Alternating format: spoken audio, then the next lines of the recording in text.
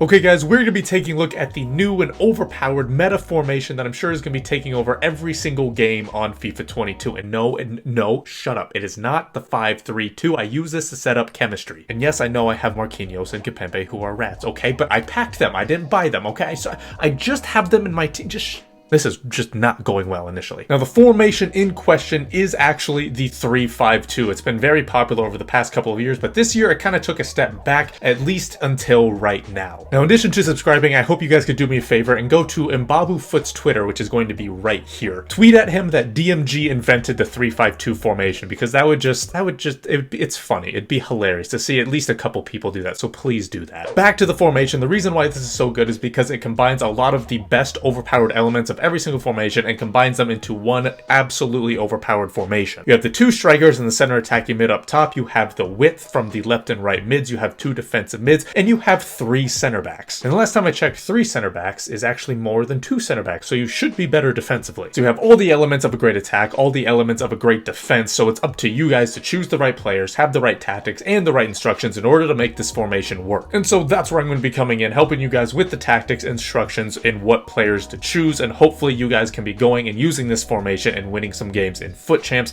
and division rivals. First off, we have the defensive style on balanced. I found that any type of pressure or press is not going to be good because it leaves you a little bit too exposed in the back. For the width, we have that at 40. Now, I don't make it very compact because then the left and right mids are not going to be able to help out defensively and they're going to be isolated out on the wings. And then for the depth, we have that at 72. We have 3 center backs, 2 defensive mids, a left and right mid helping out defensively. We can afford to be ultra aggressive and send someone forward to step up. So all of you people that like dragging your center backs out of position for absolutely no reason like a headless chicken, this is going to be great for you guys. Next up for the offense, we have both the build-up play and the chance creation on balanced. Now the formation, like I said, is just naturally good. You're going to have 2 strikers, a center attacking mid, a late runner from the defensive mid spot, and left and right mid. So you're going to have a lot of players that are going forward. You don't really need to add to that. Along with that, with the instructions that we're going to be talking about later, a lot of these strikers and these players are getting in behind. So again, we don't really need to add on to that and make the players more confused, because we all know the attacking AI in this game is so bad it does not need to be more confused. We have the width at 50. Similar to what I just talked about, we don't want to add any more instructions that are necessary because then it's just going to add a little bit more confusion. And then for players in the box, we have that at 7. Now we have a defensive mid that's going to be making a late run into the box, and so to help encourage that, because that's a long run from a defensive mid all the way forward to the strikers, we have to make sure that we have a lot of players getting forward. So that's where the players in the box at 7 comes in. Moving on to the instructions now, and this is probably going to be more important than I would say the tactics. Obviously you can adjust the tactics however you want a little bit, but the instructions I would try to follow to a T. For the goalkeeper, we have comes for crosses and sweeper keeper, and then for all 3 of the center backs, we have them on default everything. Now you can try the central center back on step up to add that extra aggressiveness if you want to, and you can also add the left and right center backs on the overlap option as well. However, if you add that overlap option, you could be a little bit more susceptible to the counter attack, so just keep that in mind if you have that option on. For the defensive mids, we have 1 on stay back while attacking and cover center, a classic defensive mid role, and then the other one is going to be on get forward cover center. I mentioned before, we're trying to get him into the box for those late runs because, as you guys know, midfield runs make me absolutely moist. They are the most underrated things in the game. If that means I have to put a striker at defensive mid to make sure that they have good attack positioning for those late runs, then so be it. For the left and right mids, they're going to be the same. They're going to be on comeback, on defense, stay wide, and get into the box for crosses. Now the 2 things I want to point out are the stay wide and get into the box for cross instructions. As you can see, when I'm providing width, we have Cancelo just bursting forward at the seams, and obviously because he's very good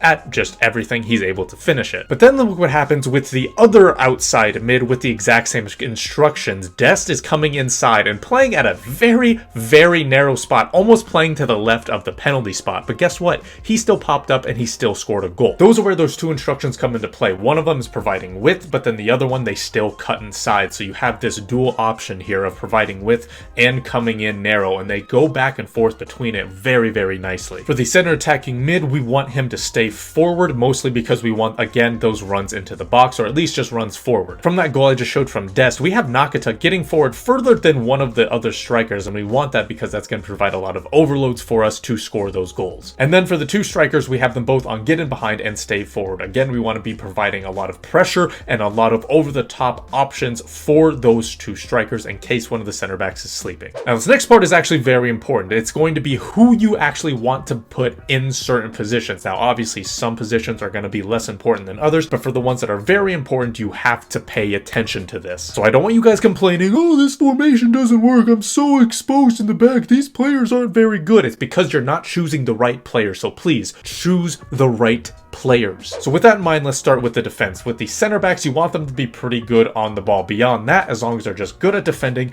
you enjoy using them, that's the most important thing. When it comes to the defensive mids, the one that's on stay back, cover center, obviously you want to be able to be just a pure out and out defensive mid. However, you still want them to be able to be decent on the ball, be decent at passing, and potentially even have a good long shot, because we found Delaney in a few good shooting options. And then for the other defensive mid spot who's on get forward, essentially just use someone who's an attacker. I mean, I'm using Harry Kane if that tells you anything. With that in mind though, Harry Kane is still very, very good at passing as well as shooting. He has a 5-star weak foot. He's okay at dribbling. So even though his defensive abilities are not good, he still has high attacking work rates and defensive work rates as well. So make sure you find someone that can kind of do a little bit of everything in that attacking sense for that defensive mid who's on get forward. For the left and right mids, these guys have to be good at pretty much everything. We have João Cancelo, who's arguably the best all-around player in the entire game. And then we have Dest, who may not be great at shooting, but as we saw from Danny Aaron's, one, he can actually shoot decently well. And two, we also put a shooting chem style on him, which means his finishing is now at 85, which is more than enough for me. So guys like João Cancelo, Cuadrado, Atal, they're going to be perfect in these positions. I would prefer a little bit more of an emphasis on the attack. However, as long as you can get their finishing to like 75 or 80, that should be good enough. Finally, I'm going to group these last three players kind of all in the same spot because they're going to be doing essentially the same thing. You obviously want your strikers to have 4-star skills, potentially be good on the ball, be very quick as well. Whereas your center attacking mid just kind of be, again, the same thing, just a little bit more of an emphasis on passing. However, that still means you do want your strikers to be pretty decent at passing because they're going to be switching spots pretty often. Again, just to compare, Nakata is actually a little bit further forward than Eto'o here. So again, Nakata has to be decent at shooting and Eto'o has to be decent at passing. So these three guys are going to be pretty fluid and essentially switch positions fairly often. So make sure they can kind of do a little bit of everything in the attack. So that is going to do it for this video, guys. If you do have any questions over this formation, let me know down in the comments and I'll try to help you out. But like I said, that is going to do it. Thank you guys so much for watching. This has been DMG. Peace.